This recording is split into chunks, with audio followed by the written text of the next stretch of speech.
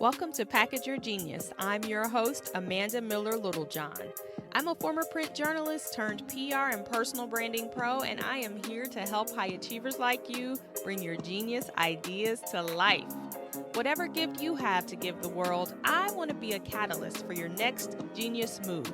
If you're ready to stop overthinking it and start putting yourself out there, you're in the right place. Let's go.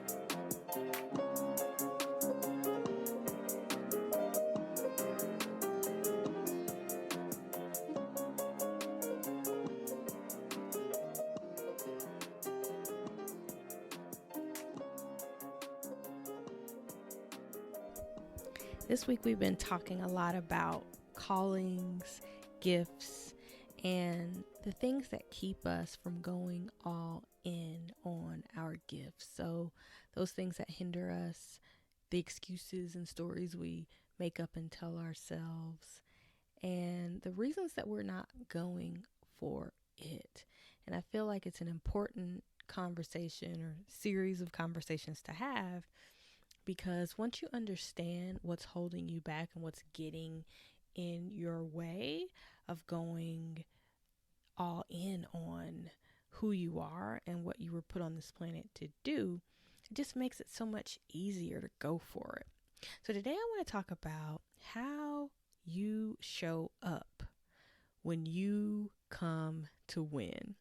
I think we all have a game face, a game state of mind when we have made a decision that we are not going to lose and we are here to win. And we also have that state of mind where we've decided that we're going to coast. We're not going to play full out. We're not going to push our bodies to the max or push our minds to the max.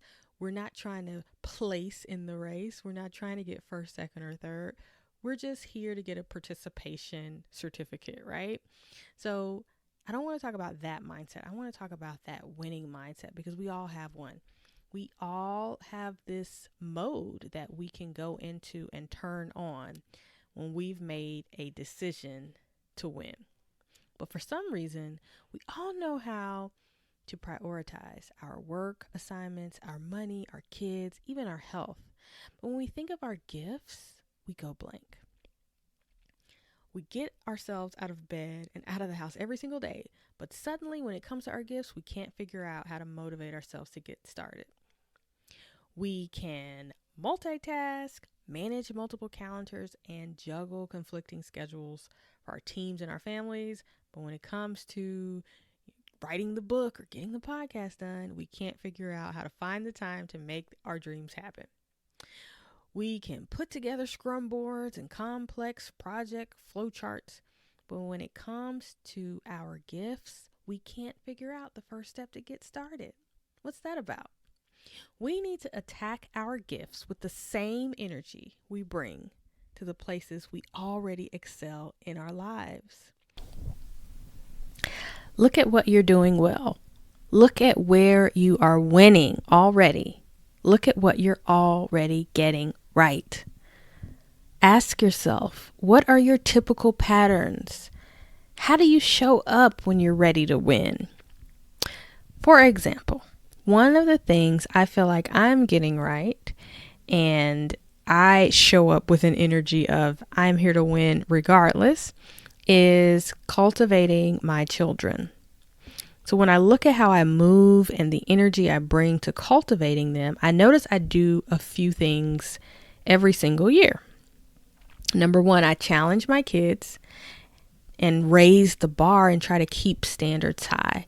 I understand that we often limit ourselves, so I try to push them further than they think they can go so they can understand their own capabilities and learn not to limit themselves. Number two, I cultivate them regularly, and I do this by finding seasonal activities like classes or camps or lessons for them to take and try. I want them to get used to doing and trying new things. I want them to get accustomed to being engaged individuals who are connected to their personal talents and to their larger society. And number three, I personally keep learning.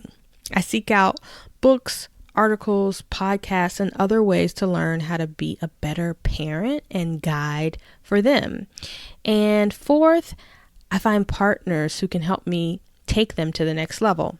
I know I don't know everything, so I look for teachers and instructors who can inspire them and mentor them generally or around a specific focus area. So this is how I show up when I come to win. And because these are my kids and I only get one shot at raising them, showing up to win is non-negotiable. And as such, it's become second nature to me. And because it's second nature to me, I see it as proof that I can build a success strategy for any domain of my life.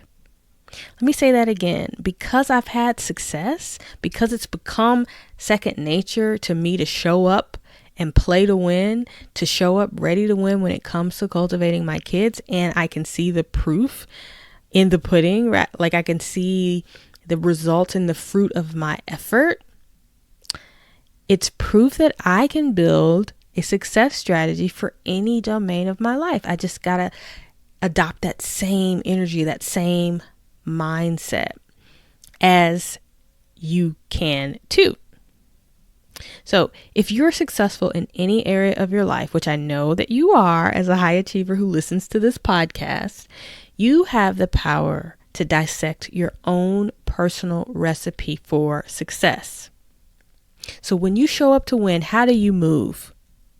When you show up to win, what is your formula to get results?